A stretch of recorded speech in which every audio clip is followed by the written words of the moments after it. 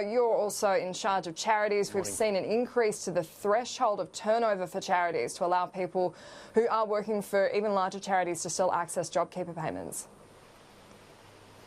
Yeah, that's right.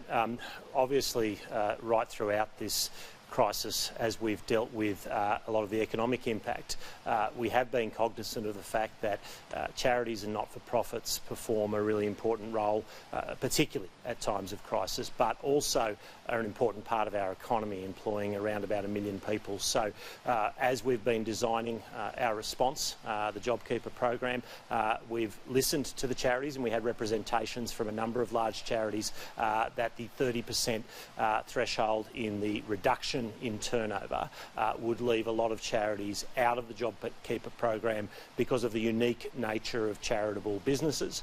And so we've listened to that, and so we're changing that threshold for ACNC charities from 30% to 15%, which we believe will be welcomed, particularly by a lot of those large charities which employ so many people in the sector.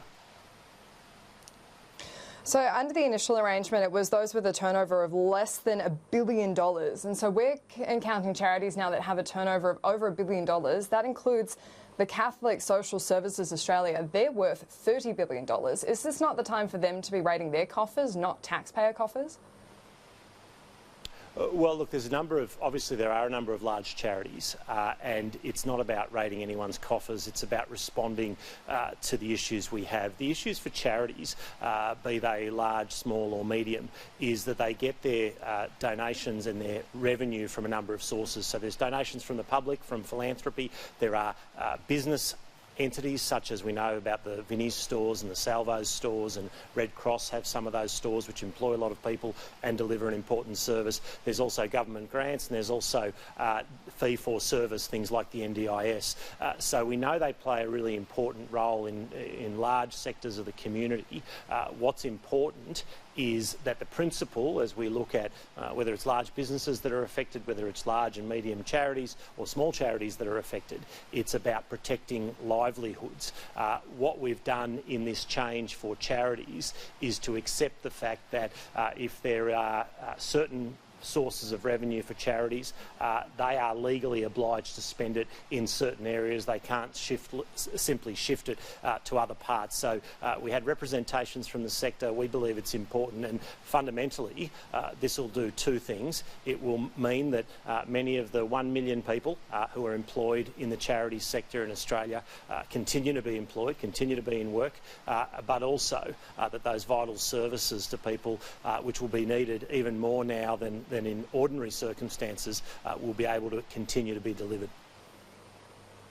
But if we look at some of those larger charities, if we're talking about ones that have a turnover over $1 billion, the Catholic Church is an excellent example. They've accumulated an enormous amount of wealth. It's estimated to be $30 billion.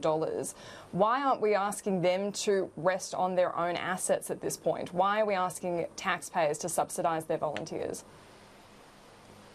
Well, there's a number of different arms, and look, I'm not aware of those particular estimates. What I know is that, for instance, Catholic Social Services does a range of services in the community. Some of that is funded by fee-for-service.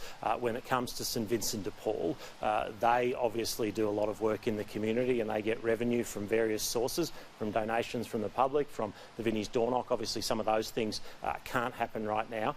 They also have their business arms, which then go into subsidising other parts of the work. If we don't respond, just as when we see large businesses which have large balance sheets, we know though that if we don't respond to this unique and unprecedented crisis, some of those large businesses would lay off a lot of Australian workers. So we need to work with the circumstances that we have. If we're going to provide assistance to businesses, as we are through our $130 billion JobKeeper program, it is also important that not-for-profits and particularly charities who provide really important services but also employ a lot of people have access to similar supports. But when it comes to the business comparison, we have favoured Australian businesses in our own thresholds. I mean, look at Virgin. We're not looking at bailing them out because they're majority foreign owned. So why aren't we preferencing Australian companies where that money is going to stay in the country? Well, we're certainly not in the business as a general rule of bailouts, but what we have said in our response is that we will scale up our support, that it will be targeted, that it will ensure that it gets support fundamentally to keeping people in work. That has been the fundamental of our economic response as we've dealt with the health crisis.